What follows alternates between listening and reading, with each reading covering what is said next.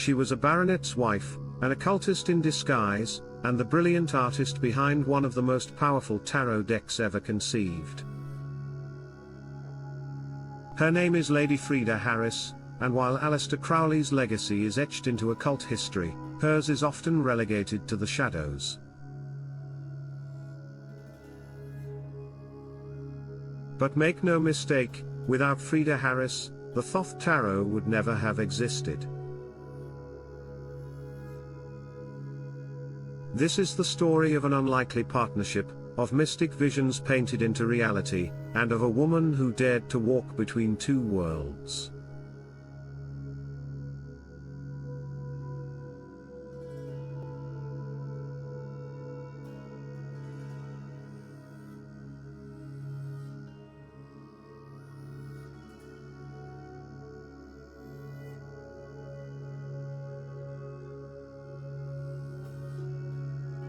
Born in 1877, Marguerite Frieda Bloxam grew up in privilege, education, and cultural expectation.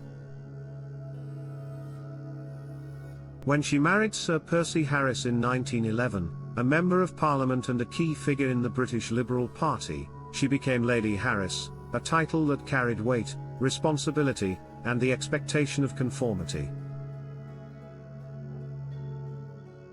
But beneath her elegant exterior was a restless spirit. Lady Harris began studying anthroposophy, the spiritual philosophy founded by Rudolf Steiner. She also explored sacred geometry, color theory, and esoteric thought.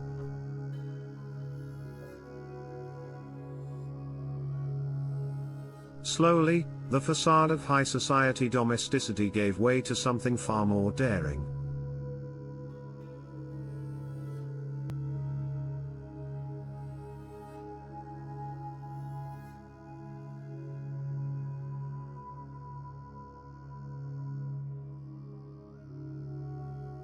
In the late 1930s, Frieda Harris was introduced to Aleister Crowley, the infamous occultist, poet, and ceremonial magician known equally for his brilliance and notoriety.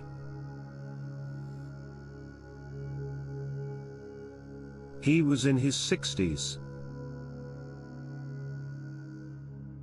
She was in her early 60s too.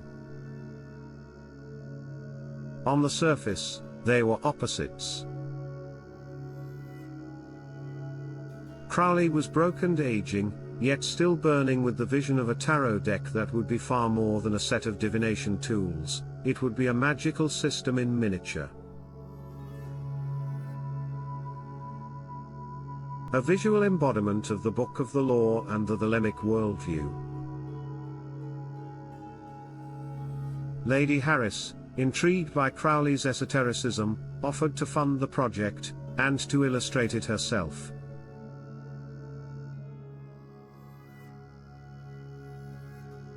At first, Crowley doubted her abilities.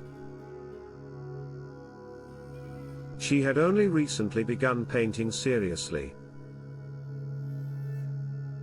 But it wasn't long before he recognized her potential, not just as a skilled artist, but as a spiritual conduit.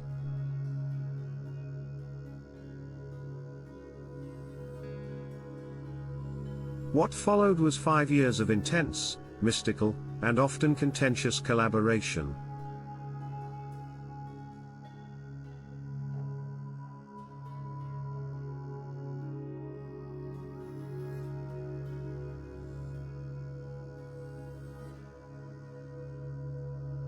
What makes the Thoth Tarot so extraordinary? First, its scope. Crowley insisted that each card reflect complex layers of esoteric knowledge: the Kabbalah, astrology, alchemy, Egyptian mythology, Hermeticism, and Thelema. Every color, every symbol, every geometric shape held meaning.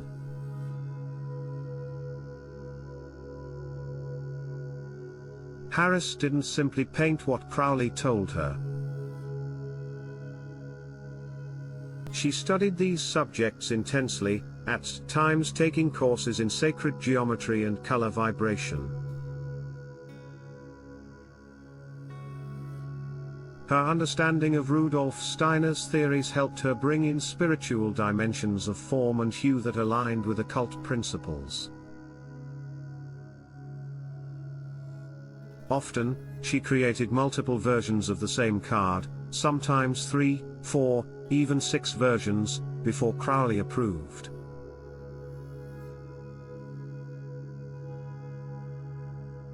The Lust card, replacing traditional strength, alone went through numerous iterations.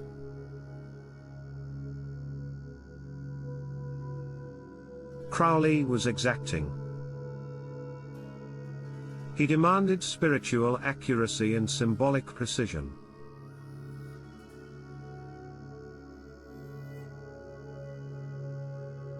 Yet it wasn't a one-way street. Many of the most memorable artistic flourishes, such as the abstract, almost surrealist forms, the luminous, swirling backgrounds, the dreamlike color palettes, were hers.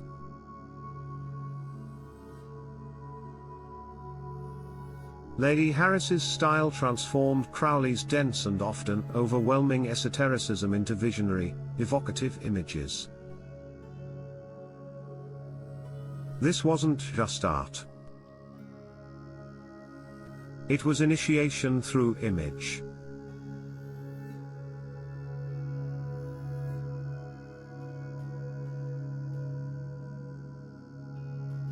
Behind the art, a rich correspondence unfolded between the two. In letters, Crowley often scolded Harris like a teacher correcting a pupil, but he also praised her as one of his most sincere and dedicated initiates. Despite his often domineering tone, he clearly respected her deeply. For her part, Harris was never entirely submissive.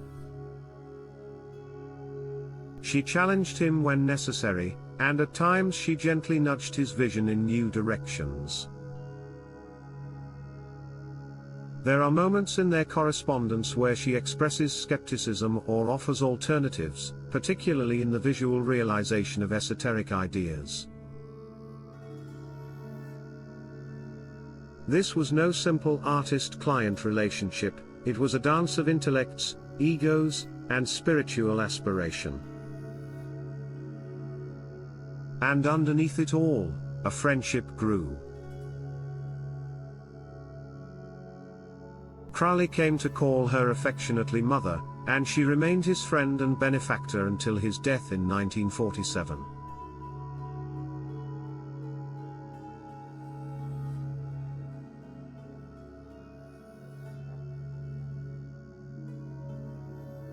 When the deck was finally completed in the early 1940s, Harris financed a limited edition of the Book of Thoth, Crowley's treatise on the cards, printed in 1944.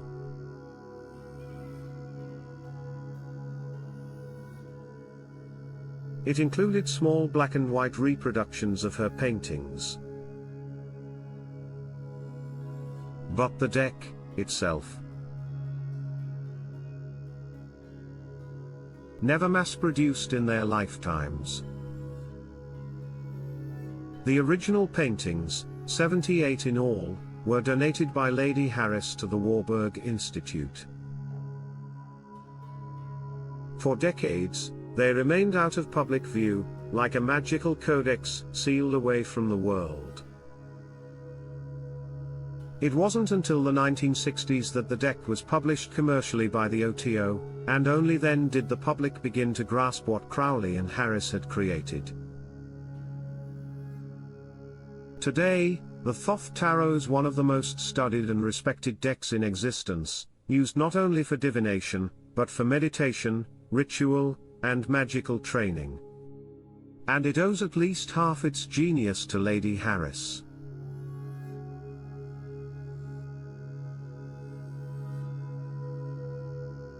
After Crowley's death, Frieda Harris's life took a quieter turn, but her spiritual journey continued. She traveled to India, drawn perhaps by the same longing that had driven mystics eastward for centuries.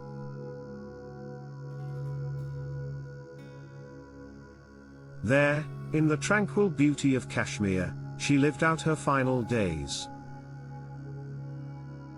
She died in 1962, in Srinagar. Her ashes were scattered on the waters of Dal Lake, a serene end for a woman whose life had moved through the stormy seas of the occult.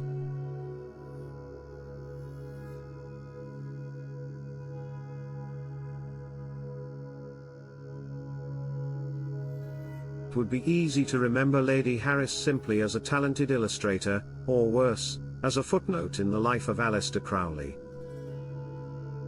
But the truth is more profound.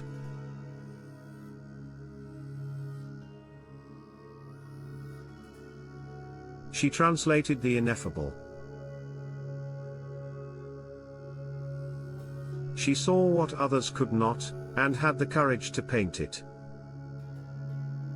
In doing so, she left behind a spiritual artifact disguised as a deck of cards. The Thoth Tarot is not only a masterpiece of esoteric symbolism, it's a mirror of the soul. And it was born from a partnership of opposites, the beast and the lady. The mage and the artist. Aleister Crowley and Frieda Harris. Some artists paint from life. Some paint from dreams. Frieda Harris painted from inner planes, from the deep well of mystery that few dare to drink from. And she left us a map, 78 steps to the divine. This was her gift. This is it.